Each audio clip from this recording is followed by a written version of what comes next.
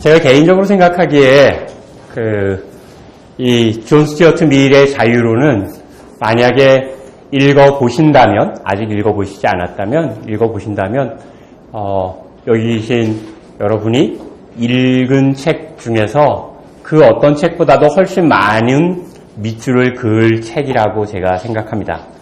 이 자유론에 관한 번역서는 여러 권 나와 있는데요. 어떤 번역서는 기존에 나와 있는 자유론 번역이 너무너무 안타까워서 자기가 다시 번역을 했노라 라고 말하는데 안 읽혀요. 그 번역본 자체가. 제 생각에는 여전히 제가 이 책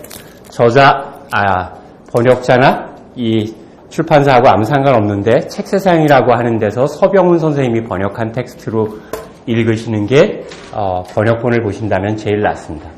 서병훈 선생님이 전공자이기도 하거니와 우리말을 굉장히 유려하게 번역해 놓으신 텍스트인데요.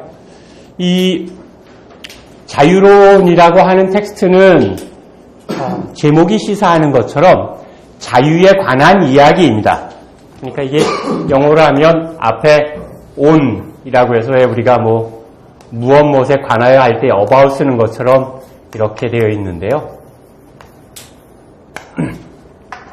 자유에 관한 이야기인데, 현대사회에서 우리가 흔히 절대라고 하는 말이 들어가는 단어들은 20세기 들어오면서 전부 다 침몰했습니다.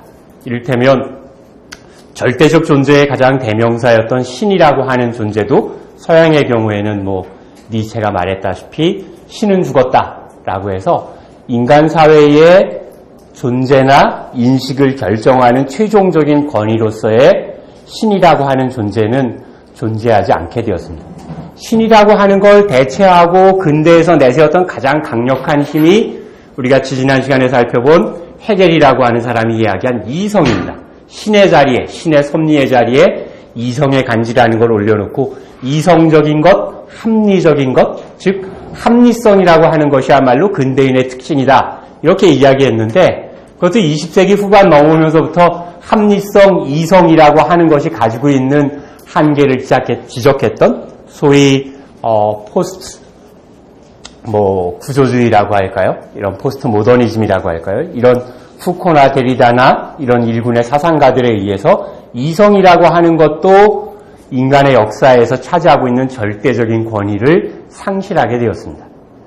그런데 21세기가 되어서도 근대의 중요한 의미를 획득한 개념 중에서 아직 크게 그 자리를 위협받고 있지 않은 개념이 제 생각에는 자유라고 하는 개념입니다.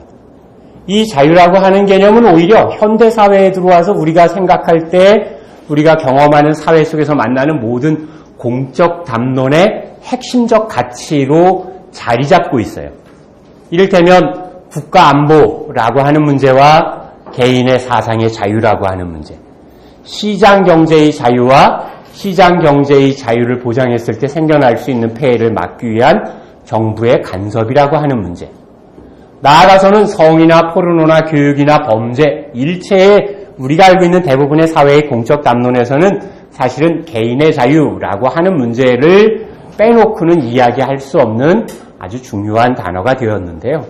이렇게 자유라고 하는 것이 사회 속에 살아가는 한 사람 한 사람에게 삶을 살아가는 데 있어서 여러 가지 중요한 가치 중에 하나가 아니라 그것이야말로 인간이 삶을 살아가는 데 있어서 궁극적이고 가장 핵심적인 가치로 삼아야 한다라고 하는 것을 체계적으로 주장한 대표적인 사상가가 존 스튜어트 밀입니다.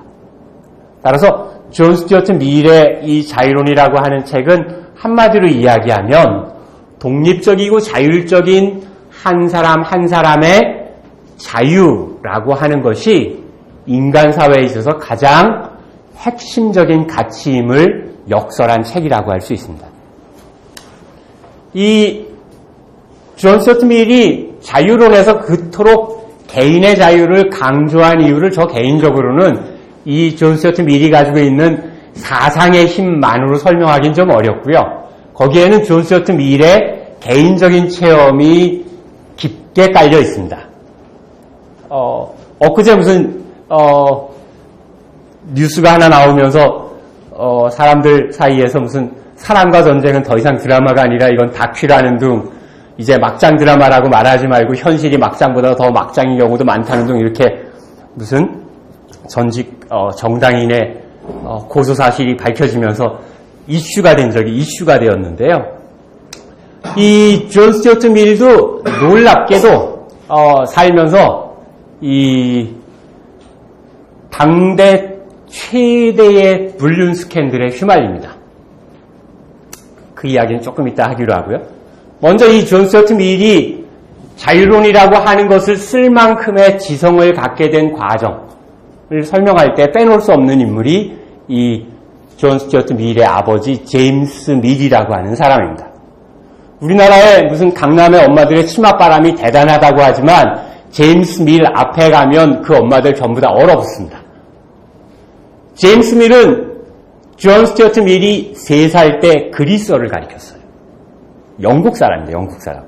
그리스어를 가르쳤어요. 그래서 8살까지 그리스어를 가르쳐서 그리스 원전으로 이를테면 소포크라스의 위디푸스 왕을 술술술술 읽을 정도로 만들어 놓습니다. 그리고 8살 때부터는 라틴어를 가르쳐요. 밀에게. 그래서 밀이 13살 되어서는 라틴어로 일기 쓰고 작문합니다. 라틴어를 마스터한 13살 된 다음에는 동생들이 5명 있습니다. 동생들에게 라틴어를 가리키는 책임을 밀에 지우고 동생에게 물어봐서 아버지가 동생에게 질문해서 동생이 틀리면 밀을 혼냈어요. 존 스튜어트 밀은 15 정도 되었을 때 이를테면 우리식으로 얘기하면 우리 한국식으로 이야기하면 중국의 백화문을 알 뿐만 아니라 중국의 고문도 알게 되고 고문만 아는 게 아니라 이를테면 전서체로 쓴 옛날 문헌까지 갑골 문자까지 읽을 수 있는 문자 해독력을 갖습니다. 그리고 15살이 된 다음에는 존 스튜어트 밀에게 이 아버지가 산책 가자 그러면서 산책을 가면서 경제학을 직강해요. 오프라인에서 직강합니다. 매일매일 경제학을 직강해요. 그리고 16살이 되어서는 이 제임스 밀이라고 하는 사람은 아들이 너무 유명하니까 사실은 아버지가 그만큼 유명하지 우리나라에서 덜 유명한 것 같지만 제임스 밀도 1820년대의 영국 탑 클래스의 지성이에요. 친구가 누군지 보면 그 사람을 알잖아요. 이 절친한 친구가 데이비드 리카르도라고 하는 경제학자이고요. 제임스 밀의 스승이자 또 제임스 밀의 절친이 제러미 벤덤입니다. 그래서 이 사람 스스로가 동인도 회사에 근무했는데요. 영국령 인도의 역사라고 하는 책을 써요. 볼륨이 5권이나 된 것인데 이 책을 쓰고 그 책을 챕터별로 요약하는 과제를 밀에게 줍니다. 다시 얘기하면 밀에게 책을 편집할 수 있게 해요. 그래서 밀이 그 책을 편집해서 챕터별로 요약한 것 자체가 책으로 실제로 나왔어요. 그래서 존 스튜어트 밀이 대략 18살쯤 되었을 시점에서 존 스튜어트 밀이 18살 되었을 시점에서 자기 또래의 주변 사람들을 만나는데 대화가 안 돼요. 대화가. 존 스튜어트 밀은 어떻게 생각했냐면 사람들이 다 자기와 같은 교육을 받고 자기와 같은 생각을 한다고 믿었어요. 그래서 사람들하고 친구들 또래하고 이야기를 하는데 대화가 안 되니까 밀은 어떻게 생각했냐면 내가 바보구나 이렇게 생각한 거예요. 내가 부족하구나. 그러니까 이를테면 천재적인 두뇌를 갖고 있어서 우주공학에 전념했었던 어떤 학생이 있고 18살까지 우주의 역사에 대해서만 막 공부하고 있는데 또래 만났는데 샤이니 아니야, 소녀시대 아니야, 걸스데이 아니야 이렇게 얘기하면 전혀 모르고 자기가 바보 같잖아요. 밀은 스스로 자서전에서 자기가 아버지의 교육 때문에 다른 또래의 다른 사람에 비해서 4반세기, 그러니까 25년 정도 앞서서 출발했다라고 생각해요. 더 재밌는 건 이 아버지의 마인드예요. 제임스 밀이 친구들과의 관계 속에서 친구라기보다 또래를 만나고 나서 자기가 남다르게 조기 교육을 받았고 자기의 지성이 보통 사람보다 25년 앞서간 것이다 라고 하는 것을 확인하는 순간 아들에게 한마디 합니다. 착각하지 마라. 절대 네가 머리가 좋아서 남들보다 25년 앞선 지성을 갖게 된 것이 아니다. 사람은 누구나 그럴 수 있다. 되게 겸손한 얘기잖아요. 마지막 얘기가 죽입니다. 나 같은 아버지만 있다면. 나 같은 아버지만 만날 수 있다면 누구나 너처럼 될 수 있는 거지 네 그릇이 훌륭해서 네가 4반세기 앞서 나간 것은 아니다. 이렇게 아들에게 이야기합니다. 그 아버지의 교육이 아들에게 어떻게 받아들여졌는지는 모르지만 존 스튜어트 밀은 한평생 지적 겸손이라고 하는 것을 천성처럼 갖고 다녔어요. 그래서 존 스튜어트 밀은 실제로 존 스튜어트 밀의 자서전 전기를 쓰는 모든 사람들은 밀이 가지고 있는 모르는 것을 모른다고 하고 아는 것을 안다고 하고 알지 못하는 것을 배워야 한다라고 하는 지적 겸손에 있어서는 존 스튜어트 밀에게 있어서는 당연히 받을 만한 찬사입니다. 그것은 사실은 놀라운 재능이죠. 후천적 재능이긴 하지만 아시다시피 소크라테스가 한평생 강조했던 것도 네가 얼마나 무지한가를 스스로 알라는 거잖아요. 그렇죠? 내가 모르는 나는 사실을 알아야 한다이죠. 공자님도 똑같은 이야기를 했습니다.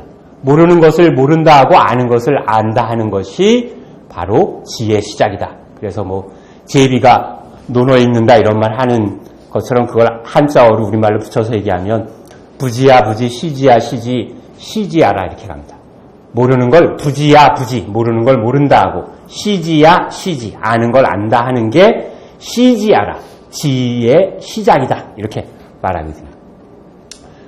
이 20살까지 존 스튜어트 밀이 아버지에게 학교를 가지 않았어요. 그러니까 아버지에게 가정교육을 받고 자라면서 남들보다 4반세기 앞선 지성을 가졌으니까 존 스튜어트 밀 주변에 또래 친구는 없었고요. 존 스튜어트 밀하고 친하게 지낸 사람들은 다 아버지 친구들이에요. 아버지가 자기 교육할 때 아버지 서재에 놀러 왔다거나 아버지가 우리 애가 이 정도 됐는데 데리고 가서 한번 저 자료 정리시켜봐라 이렇게 해가지고요. 실제로 밀은 리카르도, 벤덤 이런 사람들하고 이야기하니까 이를테면 당대 40, 50이 되어서 경제학 분야에 있어서 철학 분야에 있어서 최고의 지식으로 장착된 사람들하고 만나서 이야기를 하니까 자기가 당연히 더 많은 걸 알아야 한다라고 지적 자극을 받지 않을 수가 없었겠죠. 특히 벤담과의 관계는 이 밀에게 큰 영향을 주었는데요. 제라미 벤담의 경우에 잘 알려진 것처럼 공리주의라고 하는 걸 내세웁니다. 공리주의가 가지고 있는 기본적인 특징은 공리주의의 큰 전제는 지구가 이를테면 중력의 영향을 받는 것처럼 인간은 쾌락과 고통이라고 하는 두 개의 절대적 행성의 영향에서 자유로울 수 없다. 그런데 인간은 누구나 다 고통스러운 일을 피하려고 하고 즐거운 일을 추구하려고 한다이죠. 고통의 회피와 쾌락의 추구라고 하는 게 이 공리주의가 내세우는 인간에 대한 기본적인 전제사항입니다. 더 놀라웠던 것은 이 공리주의가 이야기할 때 고통과 쾌락을 계산하는 데에는 신분의 차이를 두지 않았다는 거예요.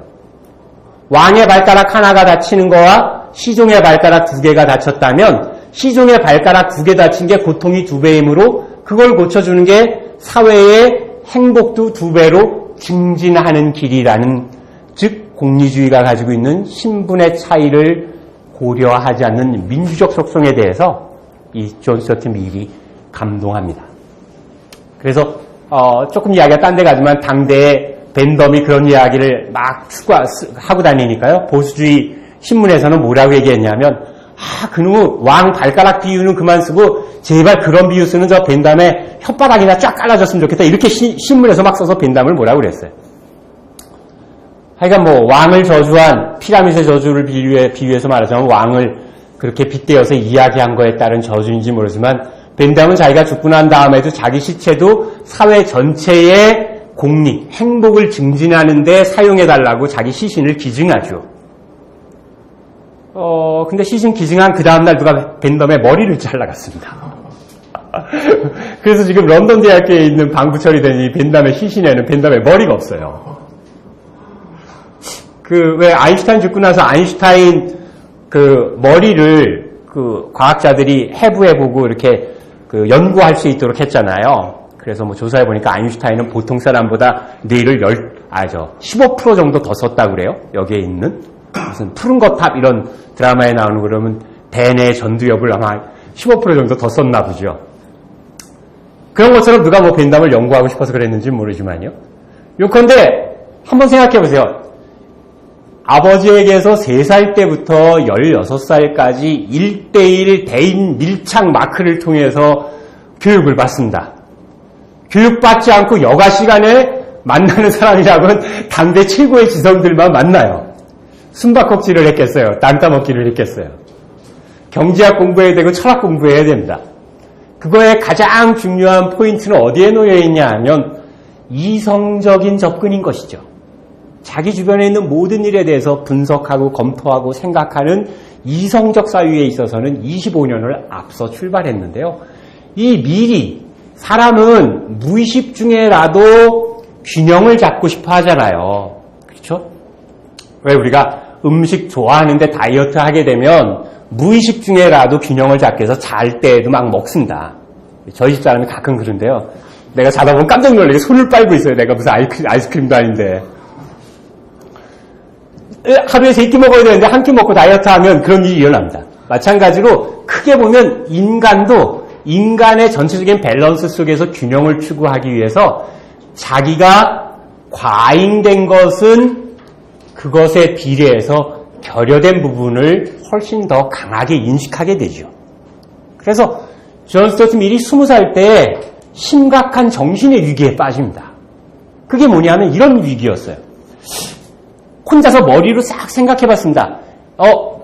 벤담 아저씨가 말한 것처럼 그리고 아버지가 이야기한 것처럼 내가 인생을 사는 데 있어서 다른 사람에게 어떤 영향을 주는 선택을 해야 된다면 내가 다른 사람들의 행복을 증진하는 쪽으로 내 행위를 이끌어가야 한다라고 하는 게 이제 존 스튜어트 밀이 20살 언저리에 갖게 된 생각이에요. 다시 얘기하면 내가 살아가는 삶의 가치는 사회 전체의 행복과 공익을 증진하는 방향으로 나아가야 한다인데 빠져 있는 거예요. 뭐가? 자기가 없는 거예요. 자기가. 그래서 상상 실험을 합니다. 사회가 내가 꿈꾸는 것처럼 모든 사람이 행복하고 모든 사람의 공익이 보장되는 사회가 되었다 치자, 내일. 그러면 나는 내일부터 행복할까? 그러니까 마음 한구석이 허전해요. 다시 얘기하면 이성은 과잉 발달했으나 그 언저리에 누리고 얻었어야 할 감성적인 측면에서 완전히 젬병이 되어버린 거죠. 그래서 이 미발달된 감성 때문에 존 스튜어트 밀은 자기가 이를테면 사유하는 기계, 요즘 표현을 빌리자면 사유하는 괴물이 된 것처럼 느껴요. 어떤 문제에 대해서도 마음이 움직여야 하는 게 아니라 머리만 움직인다는 느낌을 갖게 되는 것이죠. 이럴 때의 약은 뭐겠어요? 남들이 다 아는 것처럼 연애입니다. 연애. 존 스튜어트 밀은 이 미개발된 감성을 연애를 통해서 극복합니다. 다시 얘기하면 이성과 감성의 무너진 밸런스를 연애를 통해서 회복하고 자기의 행복이라고 하는 문제를 사유의 중심에 놓게 되는데요. 이 존 스튜어트 밀이 만나게 된 첫사랑은 존 스튜어트 밀의 실제 부인이 되었습니다. 이 첫사랑을 1834년쯤에 만났는데요. 그러니까 존 스튜어트 밀이 24살 때 만났습니다. 24살 때 만났는데요. 지금 논하드린 거에 뒷장에 보시면, 글씨 있는 거 말고 뒷장에 보시면, 만난 여성의 그림이 있습니다. 그림이 누구냐면요. 그 여성의 이름은 헬리엇 테일러라고 하는 여성입니다. 이 존 스튜어트 밀은 많은 분들이 오해하시는데요. 존 스튜어트 밀이 날 때부터 대머리는 아니었어요. 많은 사람들이 존 스튜어트 밀의 모든 사진은, 모든 그림이 대머리로 되어 있기 때문에 20살 언제라도 그랬겠거니 이렇게 지레짐작하는데 안 그랬습니다. 존 스튜어트 밀은 이미 24살 때 제러미 벤더, 20살이 되기 전에요. 제러미 벤덤의 책에 공동 편자로 이름을 올려서요. 이를테면 그 당대 영국 사회 지성계의 길이 나였어요. 그러니까 우리식으로 얘기하면 이미 유명하고 밀은. 그리고 여러분의 기호에 안 맞을지, 혹시 여성분들 기호에 안 맞을지 모르지만 미남이고, 그 다음에 아버지도 저명한 사람이니까 가문도 좋고, 거기다가 머리도 무지하게 좋은 데다가 아까 얘기한 것처럼 감성의 미발달로 인한 신체적인 실존적 고민이 있다고 그랬잖아요. 그러니까 제가 생각하기에 저는 그런 경지를 못 가봤는데 하여간 비교적 여성들이 좋아하는 이 것 중에 하나는 유명하고 머리 좋고 집안 좋고 잘생긴 데다가 고독해 보이기까지 하는 거예요. 드디어 이 인간이 이를테면 카페에 앉아서 커피 한 잔 먹는데 막 감싸줘야 할 것 같아. 챙겨줘야 할 것 같아. 모성을 자극해. 근데 이 밀 못지않게 이 헬리엇 테일러라고 하는 이 여성도 비슷합니다. 일단 부유하고요. 박식하고요. 아름다운 데다가 대부분의 남성들이 선망하고 있는, 그냥 아름다운 게 아니라 사람이 우아하고 기품이 있는 거예요. 제가 이 사진 드리면 여학생 중엔 학교에서 대학교 수업할 때 보면 여학생 중에 가끔 거기다가 X 긋고 이제 서서히 색칠하고 이런 사람들 나옵니다. 그림 한번 보시면 왼쪽에 있는 인물이 그 헬리엇 테일러의 그림인데요. 혹시라도 헬리엇 테일러의 젊은 날의 그림을 보고 마음이 불편하신 분은 제일 오른쪽 끝에 있는 존 스튜어트 밀과 같이 찍은 사진을 보시면 그 나이 되면 또 이렇게 되는구나. 그러니까 크게 시기심을 느끼시거나 자기와 견주어서 라이벌의식을 가지실 필요는 없습니다. 이 헬리엇 테일러랑 존 스튜어트 밀은 요즘 말로 하면 서로 한눈에 반합니다. 근데 문제가 있었어요. 그게 뭐냐면 이 헬리엇 테일러가 존 테일러라고 하는 사람의 부인이었어요. 존 스튜어트 밀이 헬리엇 테일러를 만난 것도 존 테일러의 집에 저녁 식사 초대를 받아서 가서 테일러의 부인인 헬리엇 테일러를 만나게 된 거였어요. 이미 아이도 둘이 있었고 또 셋째 아이를 임신하고 있는 상태였어요. 이 존 테일러라고 하는 사람은 아마도 제가 본 자료에 의하면 좋은 사람입니다. 그러니까 굉장히 인품이 있는 사람인데, 우리가 그런 분들이 있잖아요. 인품도 있고 굉장히 성격도 좋은데 이를테면 책을 읽거나 지적인 대화를 하는 거에는 크게 관심을 갖지 않은 사람도 있을 수 있죠. 그렇지 않겠어요? 아마 이 존 테일러는 상인이었는데요. 그러니까 비교적 장사하고 견실한 가정이었지만 이 헬리엇 테일러가 가지고 있는 지적인 욕구를 충족하기에는 조금은 적절한 그런 상대는 아니었던 모양입니다.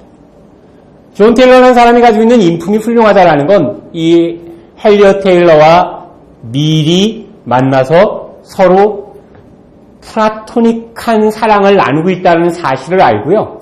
1833년부터는 만난 지 2년 조금 될까 말까 한 지점부터는 존 테일러와 헬리엇 테일러는 별거에 들어갑니다. 그러니까 우리 같으면 보통 우리가 보는 드라마에서 보면 이제 머리를 잡아당기거나 그렇지 않으면 사거리에서 교보문고 사거리에서 고래고래 소리를 지르거나 피켓팅을 하거나 맞짱을 뜨거나 혹은 뭐 법원에 가서 호소를 하거나 그럴 것인데 그러지 않고요. 이 존 테일러는 둘을 만나게 합니다. 그래서 어떤 일이 일어나냐면 아주 기묘한 한 지붕 세 가족 삶이 이루어집니다. 존 테일러가 아침에 집에서 회사로 출근하면 존 스튜어트 밀이 그 집으로 출근을 해요. 그래서 남편이 올 때까지 헬리엇 테일러와 이야기를 나누면 그 다음에 밀이 퇴근하면 테일러도 회사에서 퇴근해서 집으로 와요. 이렇게 기묘한 한 지붕 세 가족의 삶이 진행되다가 밀과 테일러는 같이 여행도 다니고요. 뭐 프랑스로 여행도 다니고 그럽니다. 그래서 우리가 영웅론이라고 하는 책을 쓴 역사가이자 당대 밀과 같은 시대에 살았던 사상가였던 토마스 카를라일이라고 하는 사람은 뭐라고 얘기하냐면 이 두 사람의 이야기가 이제 당대 최고의 이를테면 스캔들이 된 거죠. 그러니까 밀 자체만으로도 주목받고 있는데 밀이 보여주는 것이 스캔들이 됩니다. 어느 정도 스캔들이냐 하면 이 제임스 밀이 아들이 이 헬리엇 테일러를 만난다는 사실을 알고 충격을 받아요. 충격을 받고 나중에 병으로 들어 누워가지고 죽을 때까지도 아들에게 이야기합니다.